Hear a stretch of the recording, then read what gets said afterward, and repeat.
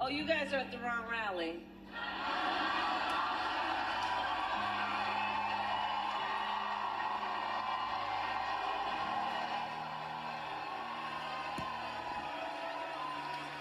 No, I think you meant to go to the smaller one down the street. Luke, a couple of things. Number one, was there a smaller rally down the street, one that she was referring to, or was she just, fooling around? Originally, Grant and I did not know she was talking about us, but we heard the uproar, and we heard her looking, and I saw her looking at us, looking back to me when I had my fist and cross in the air, and everybody was looking at us because our backs were turned to the audience as we were getting escorted out.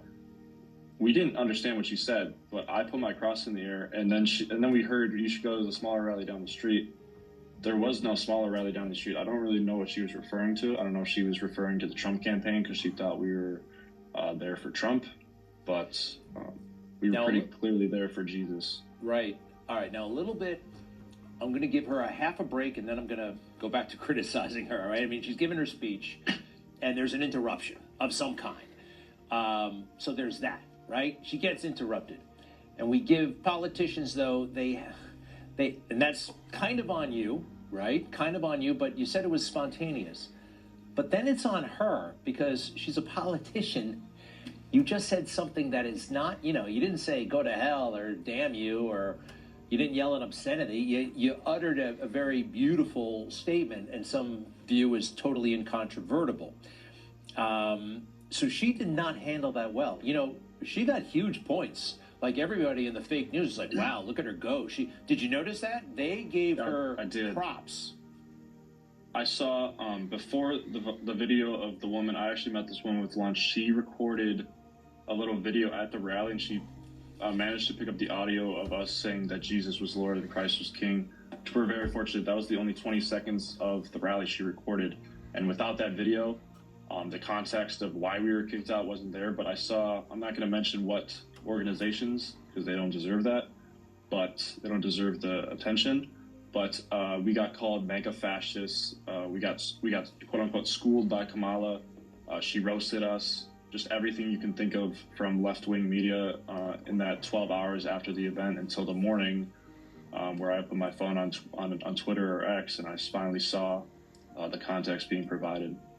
President Trump, we've seen him, he yells at hecklers, go back to mommy, and stuff like that. But, he's confronted with something usually very, very ugly. And you said something very, very beautiful. I mean, a Bill Clinton, a more skilled politician would have had something, more accommodating, I think, to say. As we say goodbye, Luke, and by the way, what are you majoring in? I'm in finance and business management here at UWL. I'm a junior.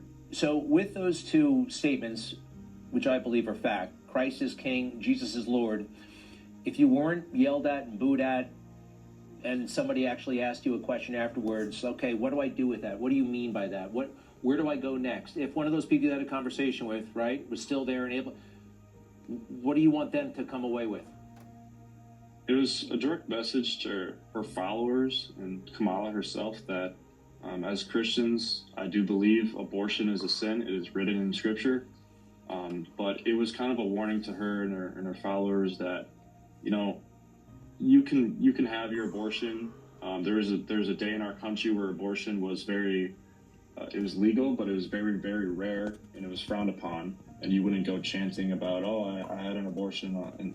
But these people, some people that I talked to online were proud to talk about the killing children, and they were happy about having an abortion, which it should not be that. It should be last case scenario, life or death situation. And my message was, you may get away with it. You may think this, you may think that, but there's one man that has the final say, and there's one man that's watching. And one day you will be judged for your actions, whether you like it or not. Every knee shall bow, every tongue shall confess that Jesus Christ is Lord. Whether you believe it or not, it's going to happen one day. And I guess that was my message to her and her audience. Wow. And Luke Pulaski, let's face it, at the DNC, what did they bring? What did they bring? They brought an abortion mobile.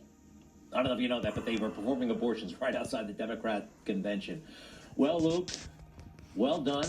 Poorly done by Kamala Harris, and keep in touch, all right? Luke Pulaski, we'll stay tuned. Thank you so much, sir. Thank you.